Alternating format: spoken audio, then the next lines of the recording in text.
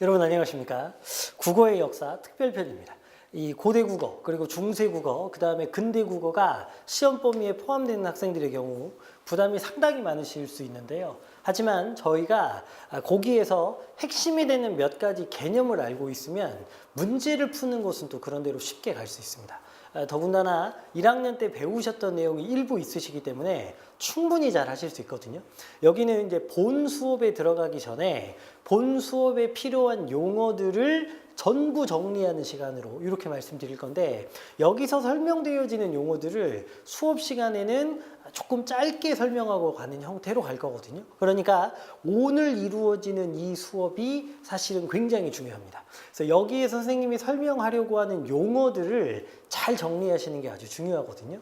그래서 이 용어들을 반드시 자기 걸로 만들기 위해서 2번, 3번 반복해서 이 영상을 보셔도 좋습니다.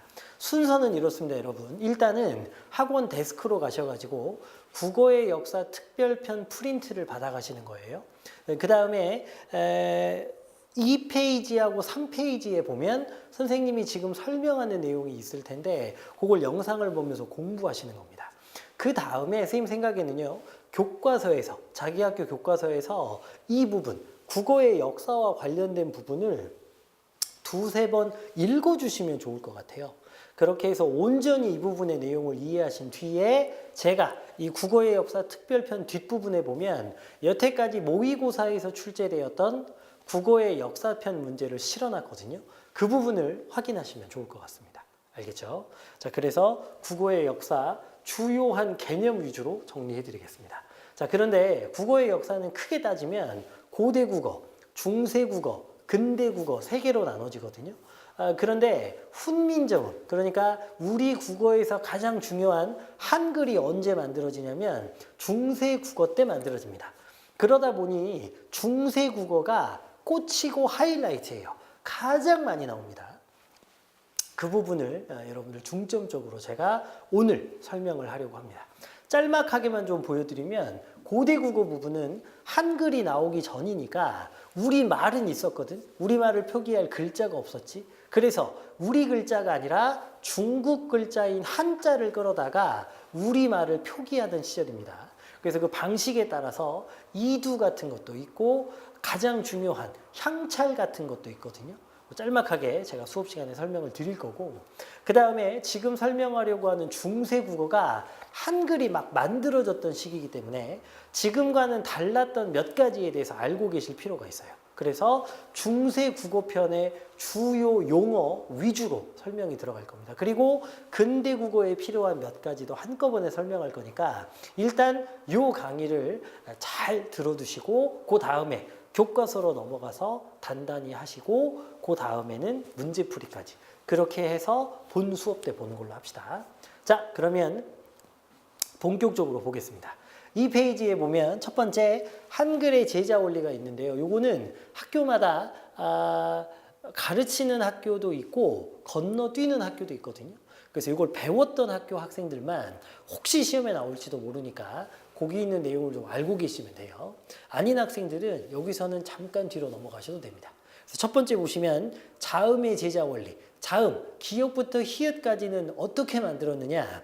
일단 기본자, 기역, 니은, 미음, 시옷, 이응 5개를 만드는데 이것은 발음기관의 모양을 본떠서 만들었습니다. 그래서 모양을 본떠 만드는 게 상형이라고 하니까 상형의 원리로 기본자를 만든 거죠. 자, 그 다음에 가획자는요, 더할 가자니까 획을 보태는 거죠. 그래서 위에 있는 것과 비교하시면 상형의 원리로 발음기관, 이빨이나 뭐 혀나 혹은 목구멍 같은 모양을 가지고 만들어 놓은 기본자에다 획을 더해 가지고 그 다음 글자를 만드는 거예요. 그래서 위아래를 비교해서 보시면 기역에다가 획을 하나 더 보태면 키읔이 되는 거고, 니은에다가 획을 하나 더 보태면 디귿이 되는 거고, 하나 더 보태면 티읕으로 가는 거죠. 미음에다가 획을 하나 더 보태면 비읍으로 가는 거고, 시옷에 하나 더 보태면 지읒, 하나 더 보태면 치읒, 그 다음에 이응에 위에 하나 더 보태면 지금은 없는 글자인데 그게 옛날에 여린 히읗입니다. 여린 히읗. 그 다음에 하나 더 보태면 히읗 이렇게 가는 거죠. 그래서 자음은 기본자 5개를 만들어 놓은 뒤에 거기에다가 획을 더 보태는 가획의 원리를 통해 추가로 글자를 만들게 된 겁니다. 자, 그 다음에 이체자는요, 위에 있는 상형의 원리나 가획의 원리로는 설명이 안 되는 글자들인데, 그래서 이상하다는 뜻의 이자가 붙은 거거든요. 그래서 리을, 그 다음에 세모, 지금은 안 쓰지요. 반치음이라고 합니다. 그 다음에 이응에 꼭대기 달리는 거, 이거 옛이응이라고 하는데, 요거는 획을 더하긴 했는데 소리가 거세어지지는 않았다 이렇게 돼 있죠. 그러니까 일반적으로 위에 나와 있는 상형의 원리나 가획의 원리로 분류하기 어려운 기타인데, 거기 3가지 리을, 반치음, 옛이응 이렇게 돼 있습니다. 자, 결론, 자음은 기본자 상형의 원리, 거기에 획을 보태는 가획의 원리까지가 쓰였고, 마지막에 이런 일반적인 원리로 설명할 수 없는 3개의 글자, 이체자, 리을, 반치음, 옛이응 3가지가 있습니다. 자, 그 다음에 모음으로 가시면 모음의 기본자는 3개예요. 아래 아자, 그 점 찍어진 게 발음이 안돼, 이 자음의 밑에다가 찍는다 그래서 아래아라고 하지. 그 다음에 으자, 이자 이렇게 돼 있는데, 점 찍어져 있는 아래아는 동그라니까 하늘이고, 그 다음에 으는 땅이고, 꼿꼿이 서 있는 이는 사람이다 그래서 하늘, 땅, 사람, 천지인 3가지의 모양을 본떴다. 즉 모음도 기본자는 상형의 원리입니다. 자, 그 다음에 초출자인데요. 이건 이제 어떻게 하는 거냐면 기본자끼리 보탠 거예요. 그러니까 의에다가 아래아자 위에 찍으면 오가 되는 거고, 밑에 찍으면 우가 되는 거죠. 또 이에다가 오른쪽에 찍으면 아, 왼쪽에 찍으면 어 이렇게 가는 거잖아. 그래서 오, 아, 우, 어를 만드는 건데, 아래 아자를 의와 이에다가 하나씩 결합해서 만드는 거고, 제출자라 그래서 하나 더 찍는 거예요. 그래서 오에다가 하나 더 찍으면 요, 우에다가 밑에 하나 더 찍으면 유, 어에다가 하나 더 찍으면 여, 아에다가 하나 더 찍으면 야. 그래서 초출자의 아래아를 하나씩 더 붙여서 만드는 제출자가 있습니다. 자, 그러면 모음의 원리도 말씀드렸죠.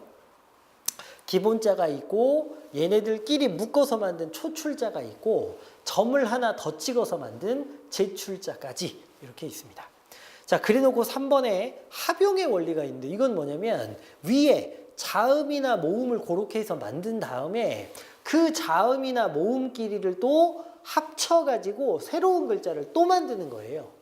그래서 거기 보시면 비읍 아래에다가 이응을, 요걸 이제 순경음 비읍이라고 하는데, 요렇게 만들기도 하고, 기역을 연달아 붙여서 된소리 쌍기역을 만들기도 하고, 우하고 애를 붙여가지고 왜 이렇게, 그러니까 기존의 글자를 합해 더 많은 글자를 만들 수 있도록 했습니다. 이렇게 해서 저희가 알고 있는 현대 국어의 자음과 모음이 만들어졌다는 거예요. 아시겠죠? 자, 여기까지는 학교에서 다룬 학교들만 배우시면 되는 거고, 거기 아래 글자의 운용은 같이 좀 봐야 됩니다. 여기서부터는 제가 밑줄을 긋거나 별표를 치라고 하는 용어들은 반드시 아셔야 되는 거예요. 첫 번째는 연서가 있고 그 밑에 병서가 있는데, 그거 2가지는 별표입니다. 그래서 일단 연서가 무슨 말이고 병서가 무슨 말인지 아셔야 돼요. 근데 쉽게 이야기하자면 연서는 글자를 위아래로 나란히 이렇게 쓰는 거예요. 뭐 굳이 이렇게 해보자면 세모, 동그라미 이런 식으로. 근데 이제 병서는 세모, 동그라미 이렇게 옆으로 나란히 쓰는 겁니다. 알겠죠? 이 연서의 경우 위아래로 나란히 쓰는 대표적인 예가 뭐냐면 순경음 비읍 같은 거예요. 이렇게 위아래로 나란히. 옆으로 나란히 쓰는 병서는 또다시 2로 나누어지는데, 각자병서하고 합용병서 이렇게 2로 나누어집니다. 각자병서는요, 같은 걸 옆으로 연달아 나란히 쓰는 거고, 합용병서는 다른 걸 연달아 나란히 쓰는 거예요. 그래서 예를 들면 각자병서로 쓰면 쓰다 이렇게 쓰는 거고, 합용병서로 다른 걸 연달아 쓰게 하면 비읍, 시옷 이래서 쓰다 이렇게 하는 거죠. 요런 식으로. 근데 여러분 여기서 깜짝 질문 하나. 비읍, 시옷 요런 게 현대국어에 있어 없어? 있긴 있죠. 어디에? 받침에는 겹받침이라고 쓰잖아. 비읍, 시옷도 없다 이런 거 할 때는 비읍, 시옷 쓰잖아요. 그러니까 받침에 종성 부분에는 남아있는데 시작하는 초성 부분에는 이렇게 쓰는 게 지금은 없죠. 그런데 이제 요걸 뭐라고 하느냐. 이 두자가 머리 두자거든. 단어의 머리 부분에 자음이 무리군자, 무리를 이루고 있다 그래서 어두자음군이라고 합니다. 지금은 쓰지 않고 지금은 만약에 요걸 보면 어떻게 발음하시면 되느냐. 앞에 거는 발음하지 말고 뒤에 있는 걸 쌍시옷으로 쓰다 이렇게 하시면 돼요. 알겠지? 뭐 예를 들면 요거 어떻게 발음하면 되겠어? 시옷은 발음하지 않고 뒤에 있는 기억이 쌍기역이니까 꿈 이렇게 발음하면 되는 거지. 물론 여러분 과거에는요 요거 발음을 다 해줬대요. 부스, 수금 이렇게. 근데 어쨌든 지금은 이렇게 하시는 게 현대국어랑 연결이 되기 때문에 훨씬 더 쉽게 이해하실 겁니다. 자, 어쨌든 여러분, 자, 결론을 맺자면 연서는 위아래로 나란히 쓰는 거고 병서는 옆으로 나란히 쓰는 건데 병서 중에 같은 걸 연달아 쓰면 각자병서, 다른 걸 연달아 쓰면 합용병서. 그 중에서 초성 부분에 이렇게 다른 걸 연달아 쓰는 걸 어두자음군이라고 한다. 요 용어는 꼭 알아둬야 된다 이 말이야. 자, 그래서 거기 보시면 연서 순경음을 표현하기 위해 순음자인 비읍, 피읍, 쌍비읍, 미읍 밑에 이응을 이어서 요렇게 쓰는 거고 이름을 순경음 비읍 혹은 뭐 순경음 피읍 뭐 이렇게 얘기하면 되는 거지. 자, 그다음에 병서 같은 글자를 나란히 쓰는 각자병서, 그다음에 다른 글자를 나란히 쓰는 합용병서가 있었다. 저희가 본 그대로니까요. 그대로 기억하시면 되겠습니다. 자, 그 다음에 부서, 그 다음에 성음, 요건 중요하진 않거든요. 부서는 중성 글자, 그러니까 모음을 이야기하는 거죠.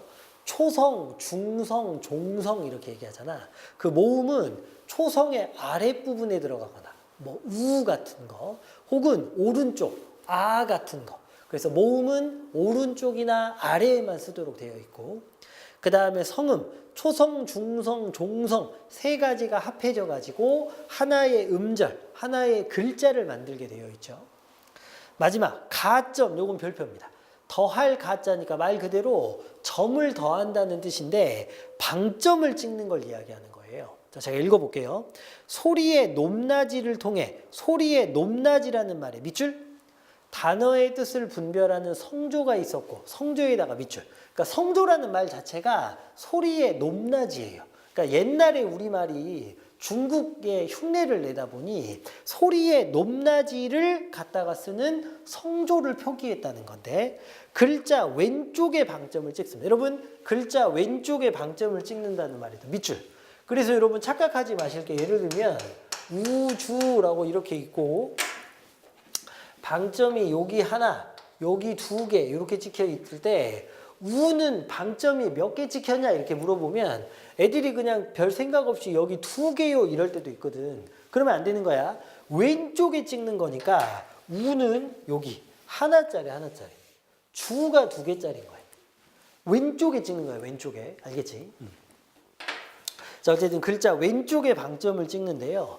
평성, 낮은 소리, 거성, 높은 소리, 상성, 낮았다가 높아지는 소리, 입성, 빨리 끊어 닫는 소리에 네 가지가 있습니다. 쭉 밑줄.